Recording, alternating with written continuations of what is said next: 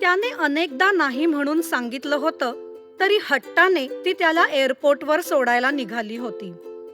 वरून कितीही मी नॉर्मल आहे, ओके आहे दाखवत असली तरी मनात खळबळ माजली होती.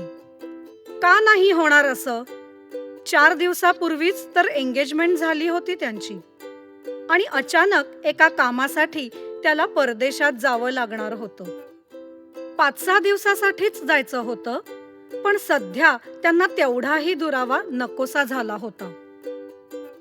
तसं तर त्यांचं अरेंज मॅरेज, पण पहिल्या भेटीतच दोघं एकमेकांना आवडले होते. अगदी प्रेमातच पडले.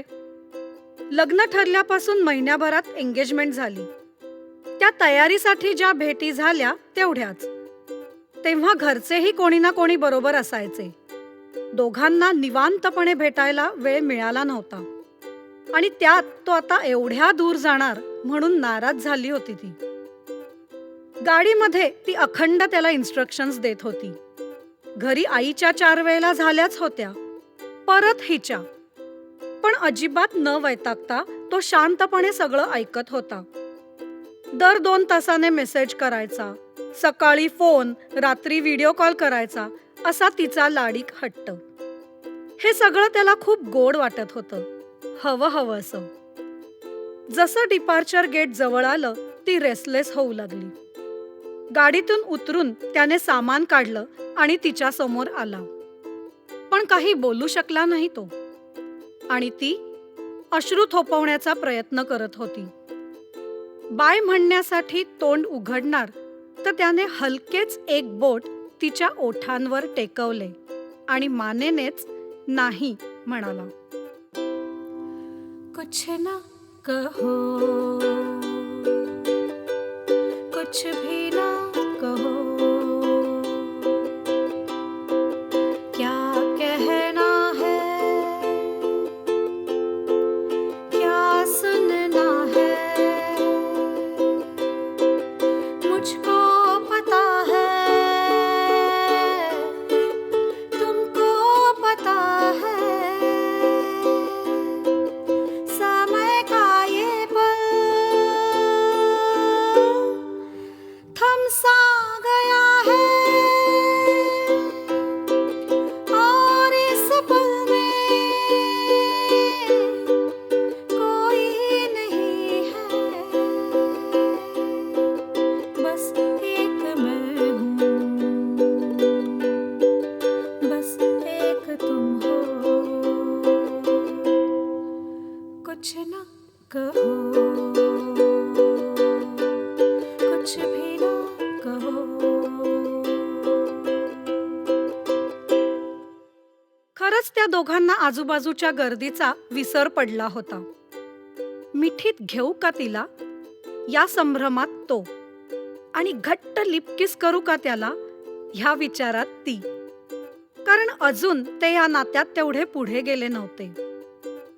पण ओठावरच्या त्याच्या बोटाच्या स्पर्शाने तिचा प्रयत्न ढासळला आणि डोळ्यातून अश्रू गालावर ओघळलेच. खिशातून रुमाल काढून त्याने ते हलकेच पुसले. पटकन वळला आणि सामान घेऊन गेटकडे चालत गेला. परत वळून बघण्याचा धीर होत नव्हता. त्याला जाऊन आता 2 दिवस होऊन गेले. पोचल्याचा एक मेसेज आला, पण त्यानंतर ना मेसेज ना फोन. तिने खूपदा फोन करण्याचा प्रयत्न केला, पण लागत नव्हता. ढिगाने मेसेज त्याच्या इनबॉक्समध्ये पडले, पण एकाचाही रिप्लाय नाही. त्याने ते बघितलेलंही दिसत नव्हतं. असं का करतोय हा? खूप राग येत होता. तो ठीक तर असेल ना? काळजी वाटत होती. राग, काळजी, प्रेम सगळं दाटून आलं होतं मनात. काय करू, कोणाला विचारू समजत नव्हतं. त्याने त्याच्या घरीही कॉन्टॅक्ट केला नव्हता. 3ऱ्या दिवशी संध्याकाळी ऑफिसमधून निघतच होती की कम्प्युटरवर मेल नोटिफिकेशनमध्ये त्याचं नाव दिसलं. घाईघाईत ओपन केला आणि त्याचा मेल बघून ती 7व्या आसमानवर पोहोचली. चांगलं लांब लचक लिहिलेलं दिसत होतं. आत्ता इथे नको, घरी जाऊन शांतपणे वाचू म्हणून निघाली. घरी तिच्या आवडीच्या खिडकीत कॉफी आणि लॅपटॉप घेऊन बसली आणि मेल वाचायला घेतला. पहिले त्याचे ते खूप सारे सॉरी बघून तिचा राग क्षणात पळून गेला. फोनला काहीतरी प्रॉब्लेम झालाय म्हणून तो कॉन्टॅक्ट करू शकत नाहीये म्हटल्यावर काळजी मिटली. आणि त्यांच्या या अरेंजवाल्या लव्ह स्टोरी मधलं पहिलं वहिलं पत्र म्हणून खूप सारं प्रेम आलं त्याच्यावर. 2-3 वेळा वाचून झालं तरी मन भरत नव्हतं. त्याने तिथलं आसपासचं वर्णन पाठवलं. तिथल्या नयनरम्य संध्याकाळबद्दल वाचताना तर ती मनाने तेथे पोचली पण. कितने गहरे हल्के शाम के रंग है झलके पर्वत से यूं उतरे बादल जैसे आंचल ढलके कितने गहरे हल्के शाम के रंग है झलके पर्वत से यूं उतरे बादल जैसे आंचल ढलके और इस पल में कोई नहीं है बस एक मैं हूँ बस एक तुम हो. तिनेही त्या मेलला रिप्लाय केला. पुढे 4 दिवस रोज संध्याकाळी ही मेलची देवाणघेवाण व्हायची. आणि तो दिवस आला जेव्हा तो परत येणार होता. ती त्याला घ्यायला एअरपोर्टवर हजर. तसं तर त्याला अपेक्षित नव्हतं, कारण त्याने त्याची येण्याची वेळ कळवली नव्हती.